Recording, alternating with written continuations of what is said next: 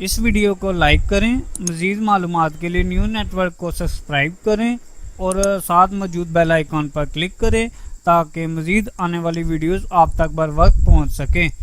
بسم اللہ الرحمن الرحیم۔ السلام علیکم۔ نیوز نیٹ ورک کی ایک اور نئی ویڈیو میں خوش آمدید۔ انڈین اور امریکی بحریہ کی بحرہ ہند میں مشترکہ فوجی مشقیں، کیا چین کے لیے کوئی پیغام ہے؟ خاص طور پر ایسے ماحول میں جب لداخ کی وادی گلوان میں انڈیا اور چین کے مابین شدید کشیدگی ہو۔ یہ مشقیں جزیرہ انڈمان اور نکوبارہ کے قریب کی گئیں، جہاں انڈین بحریہ کا مشرقی بیڑا پہلے سے ہی تعینات تھا۔ انڈیا بحریہ کے ترجمان کا کہنا ہے کہ یہ مشقیں دراصل پیسج ایکسرسائز کا ایک حصہ تھیں، جو وقتاً فوقتاً ایک بحریہ دوسرے ممالک کی بحریہ کے ساتھ کرتی ہے۔ ترجمان کا کہنا ہے کہ امریکی جنگی جہازوں کا بیڑا USS نمیتز بحریہ ہند سے گزر رہا تھا اور اس دوران دونوں ممالک کی بحریہ نے مل کر یہ مشقیں کی۔ ان کا کہنا ہے کہ ماضی میں بھی انڈین بحریہ جاپان اور فرانس کی بحریہ کے ساتھ ایسی ہی مشقیں کر چکے ہیں۔ عسکری امور کے ماہرین کا کہنا ہے کہ بحر ہند کا یہ علاقہ بہت اہم ہے، کیونکہ یہ تجارت کا راستہ بھی ہے اور امریکہ جیسے بہت سارے طاقتور ممالک اسی راستے سے اپنی جنگی جہازوں کو جنوبی بحریہ چین میں بھیجتے ہیں۔ ایسی صورتحال میں انڈمانہ اور نکوبارہ جزیرے ان کے لیے اسٹریٹجک اعتبار سے اہم ہیں۔ دوستو، بحر ہند کی اہمیت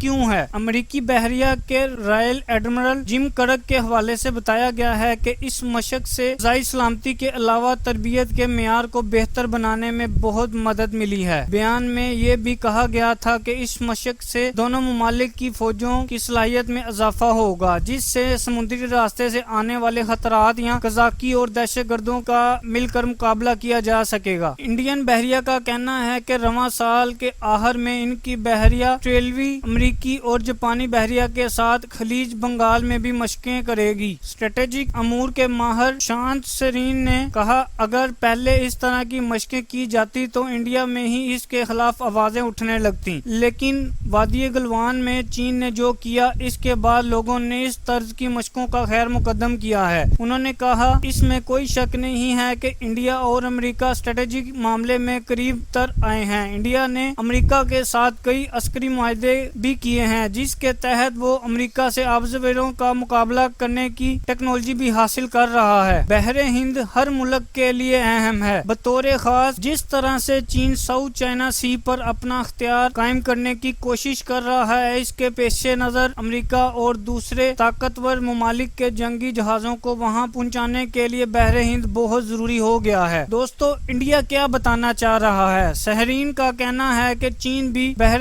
جنوبی چین پر اپنا دباؤ بڑھا رہا ہے۔ کچھ دن پہلے انڈین بحریہ نے انڈونیشیا کے ساتھ چینی جنگی جہازوں کو چیلنج کیا تھا، جس کے بعد اسے واپس جانے پر مجبور کیا گیا تھا۔ اسٹریٹجک امور کے ماہر کا کہنا ہے کہ انڈیا اس وقت کسی بھی دھڑے کا حصہ نہیں ہے، یعنی انڈیا اپنی عدم وابستگی کو برقرار رکھے ہوئے ہے۔ وزیر خارجہ ایس جے شنکر نے بھی کہا کہ انڈیا کسی اتحاد کا حصہ نہیں ہے۔ تاہم چین کے ساتھ پیدا ہونے والی صورتحال کے بعد انڈیا نے پہلے سے کہیں زیادہ دوسرے ممالک کے ساتھ اسٹریٹجک تعلقات کو مضبوط بنانے پر توجہ دینا شروع کر دیا ہے۔ امریکی بحریہ کے ساتھ حالیہ مشقوں کو بھی اس تناظر میں دیکھا جا رہا ہے، لیکن دفاعی امور کے ماہر راہل بیدی کا خیال ہے کہ انڈیا ایسی مشقیں کر کے چین کو یہ بتانا چاہتا ہے کہ وہ تنہا نہیں ہے اور امریکہ بھی اسی کے ساتھ کھڑا ہے۔ راہل بیدی کا کہنا ہے کہ سن 1991 سے 1992 تک امریکہ اور انڈیا مشترکہ